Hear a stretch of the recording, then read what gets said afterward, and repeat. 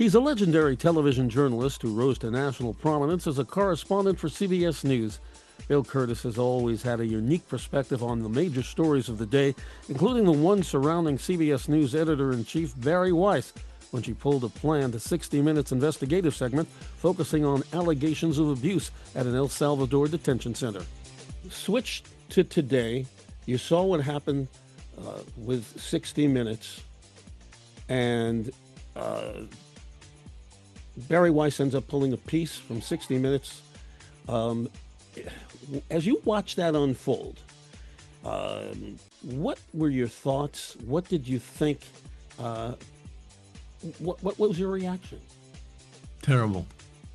Every reporter comes to tears because we knew, I hate to say we knew it was the end, but it could be the end of 60 Minutes. Bill Kurtis and his views on that story and his reflections on a whirlwind career as he joins me up front from Chicago. And joining me now up front, one of the great news anchors of our time, broadcast journalist, producer, and author of the book Whirlwind. A pleasure to welcome Bill Kurtis. Hello, Bill. Hello, Ross. Thanks very much. Thank you. I've got to begin with the book. Why'd you write it?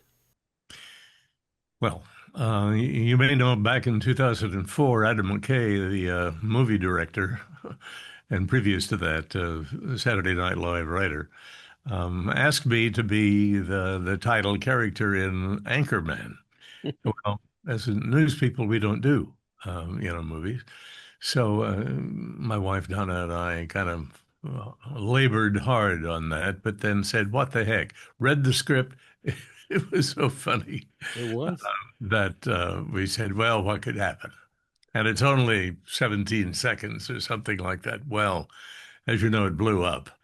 And it became this now, kids will look at it 13 times still. So after a while, there was so much activity, I said, I've been in the business 60 years before Anchorman. I'm afraid that it's going to be written on my tombstone, Anchorman, the movie. So I said, I'm just going to, sit down and see what I've got. Well, I had an awful lot. I had 2 volumes, actually. Just the first one is the one that's published, and it's worked out well. It all begins for you in Kansas, and for the most part, and in law school. Take us back to that. Take us back to that time. Well, I was a Kansas boy. My dad was in the Marines, but he settled down in Kansas, so I went to high school and law school in Topeka. Worked my way essentially while doing the weather on the one TV station in town and announcing. And but when it came time to graduate, June 8th, 1966, I said, what am I going to do? And I'd been thinking about it a long time. Do I practice law or stay in broadcasting? Broadcasting really wasn't matured to the point it is today. I mean, news, Edward R. Murrow was only back from the war for a few years. So the radio guys were really covering it.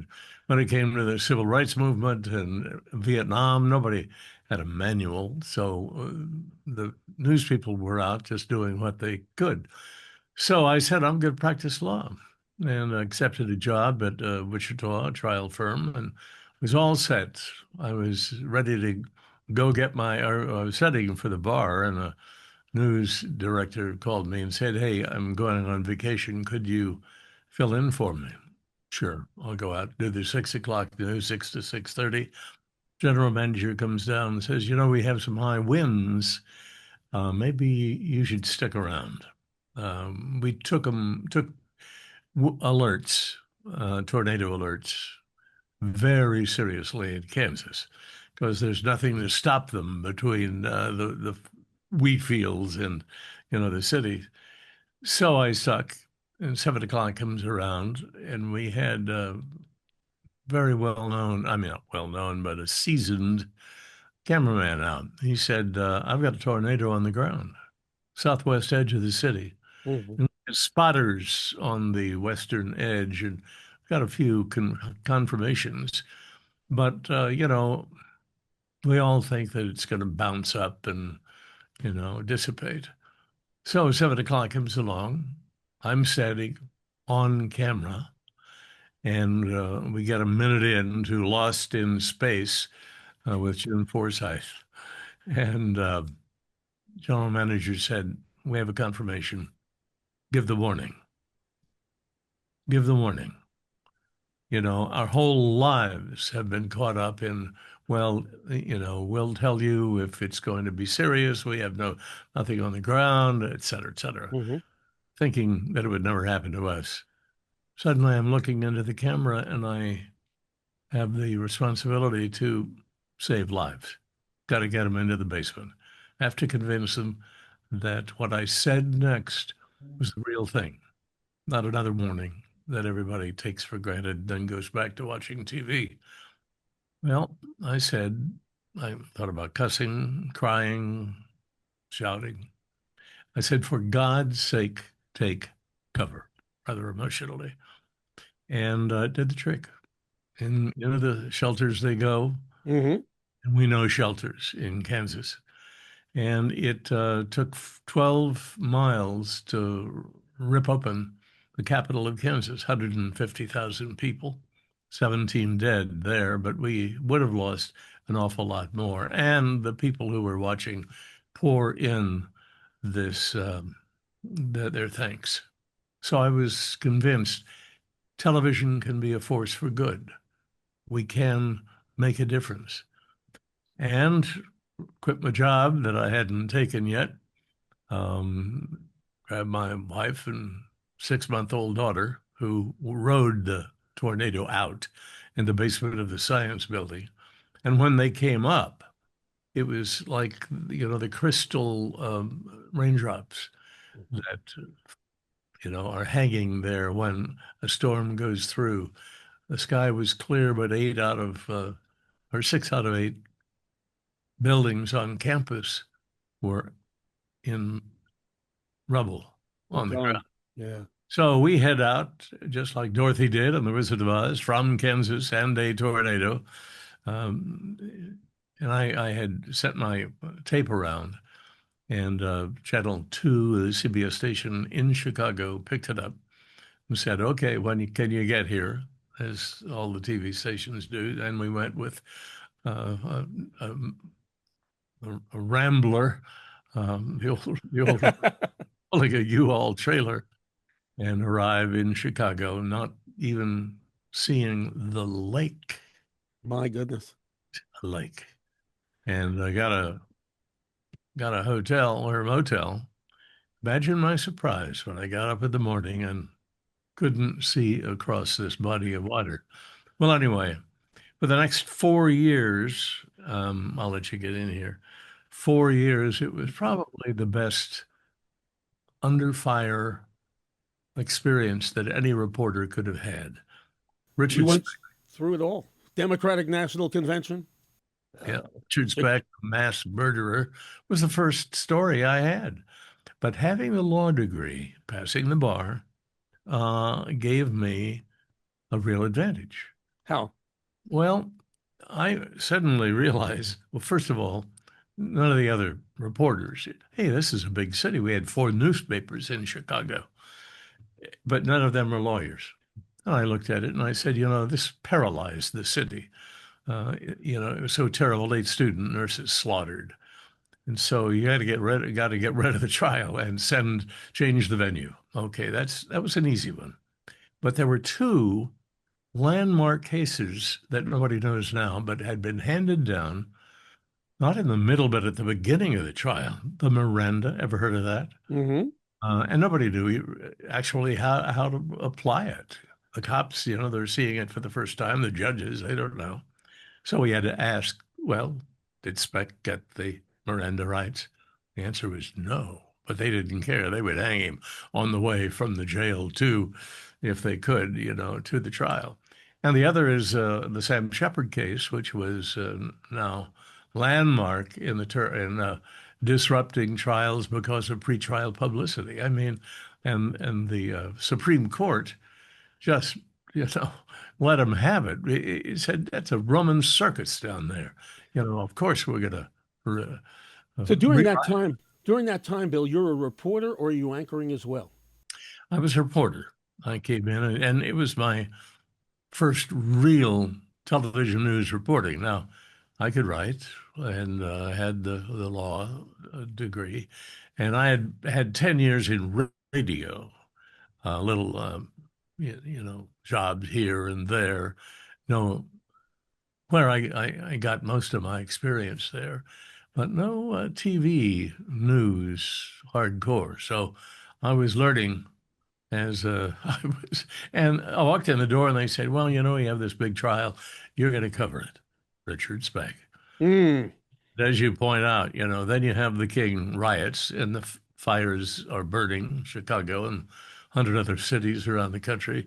Then the Democratic Convention in 68, 10,000 demonstrators come in to disrupt the convention. Then you have the trial that followed that. And at the end of those 4 years, why CBS News said, why don't you come to work for us? Go to LA and, start your network job as a correspondent. Did you like that? Loved it. Why? Um, it was what I had chosen to do. And, a fireman looks for fires. They don't want anybody to be hurt. They want to fight fires. And then, Lawyer, it's the biggest cases they could get. A reporter mhm. wants a big story. You don't want ill for anyone, but you want a big. And I had four of the biggest stories in the country all jammed together. So, and it wasn't only law, it was the, riots in the city and learning on the job. It's fun Mhm. picking it up. And, I don't play tennis or golf. I'm very dull and boring, but I love to work and I loved finding stories and telling those stories. So for 60 years, I was on my way and went to network and back to Channel 2 and Well, had my own production there's company. a difference there. You went back to Channel 2 as an anchor, um, which is a lot different. You're more of a star there, less reporting. Uh, why did you like that more, or did you? Well, no, I did. In 1973, we had two guys from CBS News, Bob Wessler and Van Gordon Sauter, who came in with the idea of changing local news. We Hmm. put news in local news. And so we started breaking stories on the street. They moved the anchor desk into the newsroom where you were really picking up all the energy of the assignment and desk going and the cops calling in and sending the crews out. I mean, it was really exciting. And we changed local news from that point. Everybody then wanted to have our success And you would have a partner named Walter Jacobson. Eventually, did he come along right away, or how did that happen? right away. And I was pulled out of it was 73, and I was pulled out of CBS News, where I Hmm. had covered the Benson trial out there. And I was told, well, you'll be the sole anchor, and Walter is going to be the commentator. And there was a precedent for that in Chicago. Well, they looked at us, and either they thought we're never going to make it with these two bozos, or they said, well, we have an idea. Why don't we co-anchor? And so, Walter, can you imagine throwing two guys together, never having worked together before? You say to the other guy, I think I need to read more stories than you. "Oh, I read enough stories, and that's it, that's how it goes. Well, it turned out to be the best job for that television Hmm. station and for our friendship. It's like a forced marriage, where, well, you're going to marry Bozo, and you better be happy because that's the way it's going to be. But he was the inside guy, spent 90 seconds on, I mean, finding stories, politics, and he owned that political reporting. I was the outside guy. I had been with CBS for three, and that was a wonderful. I loved that job, but they pulled me back to do the local anchor. They needed the going up. But from the viewer's perspective, and I was one of them because I had come to Chicago during those days, Bill and Walter, Bill was the deliverer of the news, the Walter Cronkite, if you will, and Walter was the guy that cops and the administration loved to hate. Am I correct in that? Oh yes, you're right. I mean, the worst phone call the politician could get would be Walter Jacobson on the line. Run. So it was a real media marriage that was made in heaven, and it worked for quite some time, didn't it? Long time, 9 straight years, and a couple 10 years in between. Now, veteran of CBS, and you're mentioning all the folks in there. Switch to today. You saw what happened with 60 Minutes, and uh, Barry Weiss ends up pulling a piece from 60 Minutes. Um, as you watch that unfold, what were your thoughts? What did you think? Uh, what was your reaction? Terrible. Every reporter comes to tears because we knew, I hate to say we knew it was the end, but it could be the end of 60 Minutes. What has happened is that ownership, Paramount and Ellison, buys CBS. And in the contract with CBS News, they set up a bias monitor. Now, okay, that's the name of it. But in fact, what happened with Barry was she had 5 opportunities, Monday through Friday, to look at this piece coming out of Alligator Alcatraz. And it was tough. And and apparently, she had an opportunity, or they had an opportunity to call the administration and for, the Hmm. counter response and never called back. So they get ready to go on the air and she pulls it. She said, well, it needs more work. Really? What does that mean? Well, I have the numbers of Stephen Miller, if you want to talk to him. Hmm. Happens to be at the heart of the administration. Well, we would like to have had that earlier. Hmm. And it names a couple others, which tells you immediately that we now have a review process that goes directly to Donald Trump. It's the end of the line. The First Amendment, was written in. Did you see this stuff coming when this CBS and Paramount was sold and the $15 million deal happened with Trump? We had some leaks. We didn't see it this clearly. We hear bias monitor and immediately know, something's wrong. And that came from within. We're all reporters. What do you know? Had you been a correspondent on 60 Minutes, and you could have easily, you had done other things within the network, and you were in the situation that Sharon Alfonsi was, who reported the story, what would you have done? You have two choices. One, you can make a statement and leave. This is so bad, I'm going to choose another vocation or placement of a job. Well, one, you're kind of giving up. The other is to fight it within, do a good job. Now, we didn't not want a reply from the administration, even Trump. That would have been better. And others had done, the stuff of Alligator Alcatraz, the beating, Hmm. the torture. So the bigger story would have been to get the administration on the record. But it just, it was poorly handled by Barry, very poorly handled. And so I don't know ultimately of Alfonsi's, future plans, but she decided, at least for that story, to stay within and fight it within. No, you don't say we're going to fight it in a bad way. We're going to fight it by doing our jobs and making sure that we are right in terms of presenting an independent press for the benefit of the country. And that's what we are. That's why we got into the business.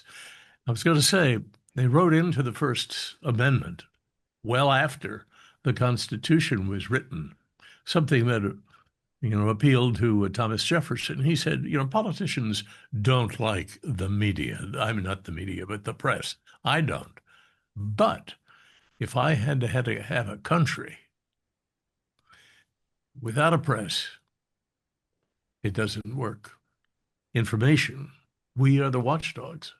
Information about that give to the people who have the power of the Constitution.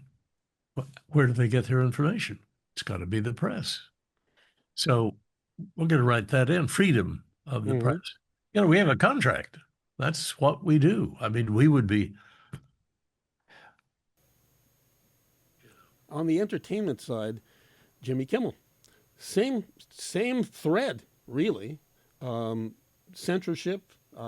We want him fired. What did you make of that whole experience? I made of it corporate greed. They are giving in to leverage and pressure that the administration has made almost by insinuation. It told the head of the FCC, uh, you're going to re-examine the licenses of all the television stations that we own. Well, that's where they make their money. The network doesn't make money. But the audience has power in this because that's how, in some instances, Jimmy got back. And I'm just thinking to myself, was the time you were anchoring in Chicago? I was a cub reporter there at WMAQ Radio, and I remember, I don't remember the name of the weatherman. You correct me if I'm wrong, but I believe it was at Channel Two. He was fired, and they brought him back. I don't remember his name, but I remember the promo that they brought him back with. He beat the bosses. Yep. John Um, who was that? John Coughlin. John Coughlin. Yeah. John Coughlin. He beat Very the high bosses. standard. And there was such an uproar and the threat of losing audience that they rehired him and got more audience. Well, that's just an out and out business decision rather than the behind the back threatening unless you do what we say. Now, the corporation will say, hey, we have a right. Our right is to take him off the air, especially if nobody wants to see him. But they were wrong. MAGA doesn't control ABC. And that isn't it interesting? After all those years, decades, same thread happened with Kimmel, and he beat the bosses too. The audience won out. Yeah, he did. He did. We'll have to see how long it lasts at 60 Minutes. I Now, mean, Barry could come in and say, okay, let's settle this. mhm. And, I'm going to review. I'm going to play my role as president or a chief editor, I guess, of 60 Minutes. But you'll have a stake in it too. We'll talk it out or not. What do you tell somebody getting out of college, masters of journalism, they're going into the business, and they really want to make a career of this? It's changed so much. What do you say to them? Go into the business, one, we need you. You are contracted in by the Constitution, so you have a right to fight for it. Now, what you're going to have to do, unless things change, is every reporter will have to make his own decision and stand up. Stand up for what you think is right. And if you feel the ugly hand of censorship coming and wrong decisions that are being made, primarily for political reasons, Mhm. or just money making, then you're going to have to face the fact, and that fact is, are you going to leave, or what are you going to do? Now, there are larger questions at stake. It's not just come in and be prepared for a fight. We now have, if you want to stay in the news business, a lot of choices. When I came, there were basically three networks that had TV shows and an independent, WGN, and that was it. Right. So it's kind of easier to see. Now you have a lot of entertainment programs, you have 24-hour news, cable, look at cable. Netflix was probably going to start something, with streaming. And that whole thing is boiling. And they're going to have to, you know, if they want to own everything, as it appears to Are be. we better for that? I don't think so. Diversity is really the key. Um, we're okay with Fox. Fox, in my mind, gives half the news. They were programmed from Roger Ailes, and he said, "Hey, we're going to emphasize the president and Trump, and give that." Well, they did very, very well. They're the number one news on cable, um, and CNN chooses the kind of down the middle. The reason I like CNN is that they have the reporters out there. They cover beats. I mean, they talk to the newsmakers, especially in Congress, and that's what they cover. I mean, they have news. I agree with you. The other two seem to have an agenda. Whatever that agenda is, they have an agenda. CNN does, to me, doesn't seem to have that agenda. Well, the agenda is in news talk.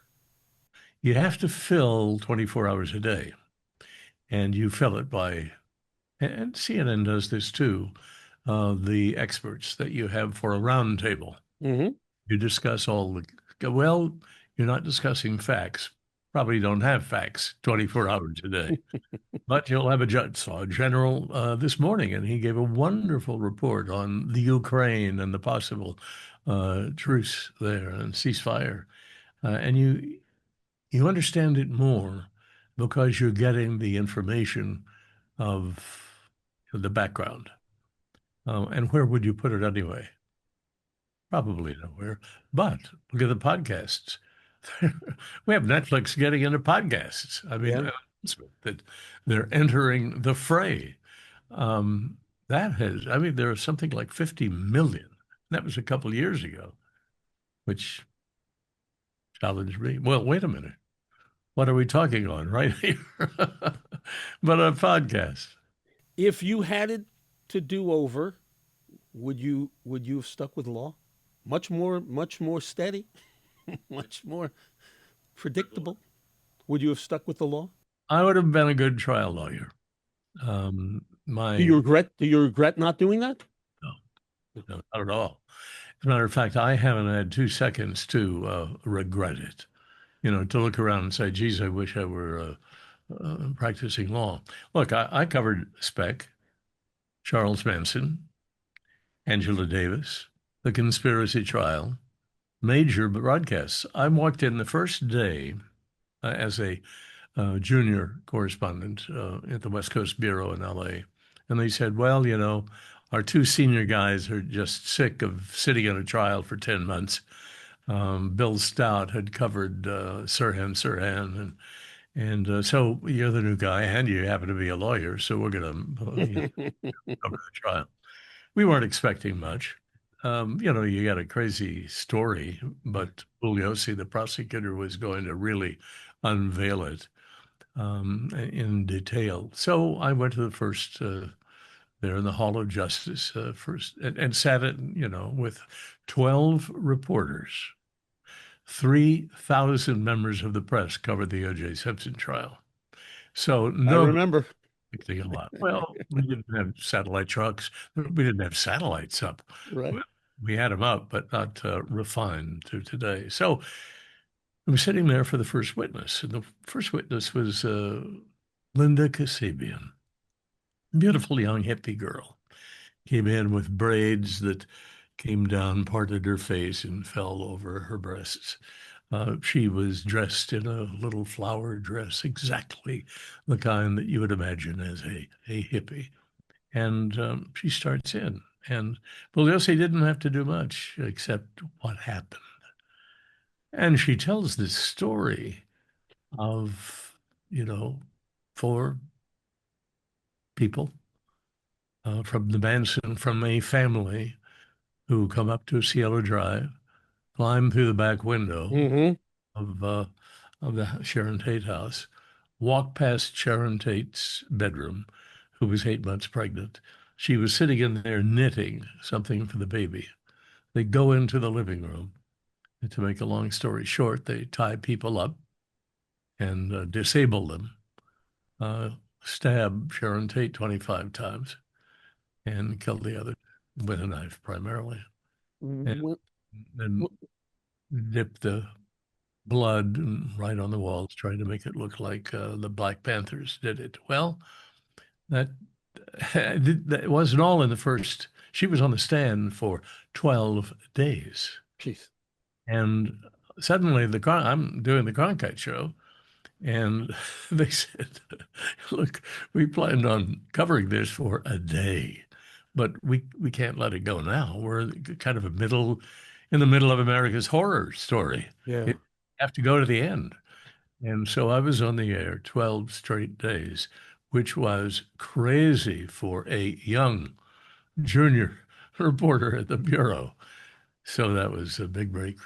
Some of that carried over after you left the network area with your own production company because you did a lot of investigative crime types of stories, didn't Well, again, you? 1973, Mm. 84, I went back from 82 to 85 and co-anchored the morning news with Diane Sawyer. But I got back, and around like 1988, one of the reasons I went back to Chicago is that I wanted to do documentaries. I did 3 CBS reports, but I, in order to do that, I said, I'm going to have to start my own company. But I was under contract to CBS as an anchor. At the same time, I was starting so I had basic foundation investment. Mm. And yes, it just so happened that the documentaries were being identified with cable. One, they created an identity with A&E. Hmm. Two, they were cheaper than paying for, the Nazi newsreels that would uh, run 24 hours a day. So I just happened to be in place, and I claim, being part of the beginning of the golden age of documentaries. And it was Cold Case Files. I looked on Hulu the other night. Hmm. It's running in 3 of the channels on Hulu. I mean, one one more thing. Pardon me. One more thing before we get out of here. Um, I hear you every week here in Los Angeles on NPR. I didn't realize how long you've been doing Wait, Wait, Don't Tell Me.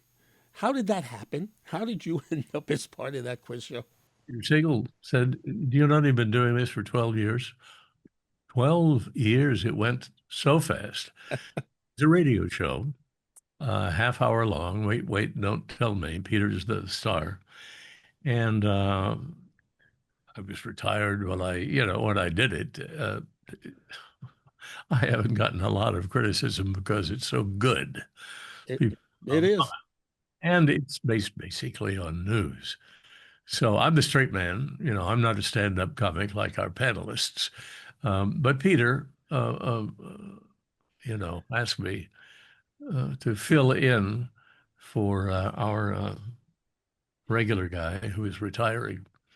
And so I did. And he said, we didn't expect you to do it longer than one show. But afterwards, I asked me to do it again. I said, yeah. The first time you hear laughter Yeah. and applause, it's like, where have I been It's for intoxicating, isn't it? 50 years? Intoxicating. 50 years, you can't smile. Coming out of a depression area, and suddenly I can laugh.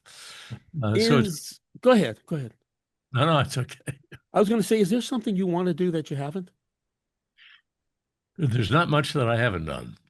Network correspondent, network anchor, local anchor, and overseas correspondent. Um, I wasn't sitting around saying, "Geez, I'd love to be, in a comedy show." We don't call it comedy; we call it a news quiz. No, I wasn't sitting around waiting for that opportunity. You're a happy man. But I'm Bill a happy Kurtis. guy. What's that? I like what I do, and I Yeah. like all aspects of it. How happy is that? So you don't have to do these other. I'm always looking for a story. I was looking. I don't want to give it away, but I was reading something about elephants. God, that's a good story. I want to go do that. I don't know when there's going to be another book, but I would love to do this again with you one more time, whenever you'd love. Uh, Well, you'll be first because I have the other book written. oh, well, in that case, really, you want to tease it? I gave him 800,000. So, and it's pretty, and that is the best part because it's all the documentaries. Okay. In that case, we will talk again. But right now, the book is Whirlwind, available, I'm going to guess, in Amazon and everywhere else. Yeah. Well, that you get your books, and we'll hear you weekly on NPR and Wait, Wait, Don't Tell Me. And with you, I'm not going to be surprised. You could pop up anywhere, anytime. Of course, I'm 85.